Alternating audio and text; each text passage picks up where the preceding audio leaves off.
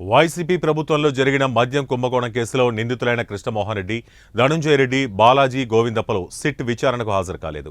నిన్న విజయవాడలోని సిట్ కార్యాలయంలో విచారణకు రావాలంటూ అధికారులు నోటీసులు జారీ చేశారు. మద్యం కేసులో విచారణకు హాజరు కావాలంటూ హైదరాబాద్లో ఈ కేసు నిందితులైన కృష్ణమోహన్ రెడ్డి, ధనుంజయ రెడ్డి, బాలాజీ, గోవిందప్ప నివాసాలు, కార్యాలయాలకు వెళ్లిన సిట్ అధికారులు అక్కడ నోటీసులు జారీ చేశారు. వైసీపీ హయాంలో జరిగిన మద్య కుంభకోణంలో 3,200 కోట్లు చేతులు మారినట్లు సిట్ ప్రాథమిక ఆధారాలు సేకరించింది.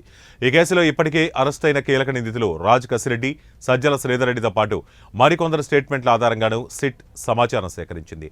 రిమాండ్ రిపోర్టుల్లో ఈ ముగ్గురి పేర్లను నమోదు చేయడంలో ధనుంజయ రెడ్డి, కృష్ణమోహన్ రెడ్డి, గోవిందప్ప అజ్ఞాతంలోకి వెళ్లిపోయారు. అంతకుముందు తమకు ముందస్తు బెయిల్ ఇవ్వాలంటూ హైకోర్టులో పిటిషన్ దాఖలు చేశారు. వేరే పిటిషన్ను విచారించిన ధర్మాసనం ఆ పిటిషన్ను కొట్టేసింది. సుప్రీంకోర్టులో కూడా అరెస్టు నుంచి వీరికి ఎలాంటి మధ్యంతర రక్షణ లభించలేదు. సిట్ అధికారులు నోటీసులు ఇచ్చిన నేపథ్యంలో విచారణకు హాజరవుతారని భావించారు. అయితే ఈ ముగ్గురు విచారణకు హాజరు కాకపోవడంతో ఈ కేసులో మరింత ముందుకు వెళ్లేందుకు అధికారులు దర్యాప్తు ముమ్మరం చేశారు.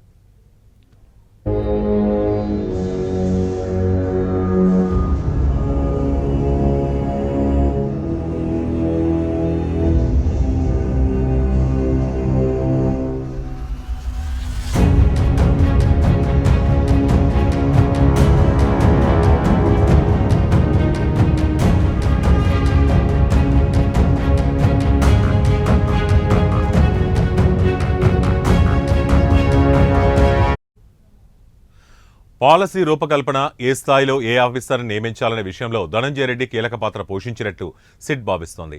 లిక్కర్ పాలసీ రూపకల్పన, సరఫరాదారుల నుంచి ముడుపుల వసూళ్లు, ఆ సొమ్మును డొల్ల కంపెనీలకు మళ్లించడంలో పాత్ర ఉందని తేల్చింది.